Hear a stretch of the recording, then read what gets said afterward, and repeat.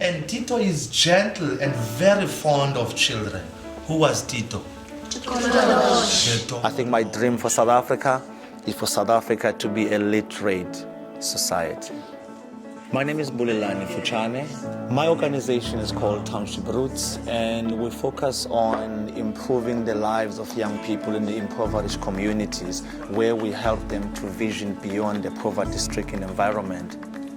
I was very much into listening to Inzomi. I think you call them fairy tales in English.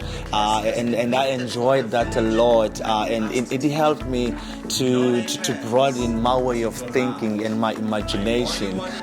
I think kids who are immersed in stories have a better chance of succeeding in life generally.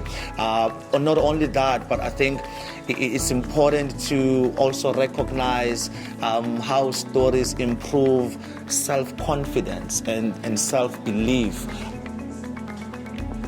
South Africa needs us. The children needs us. It is time now that we take back the future for our children.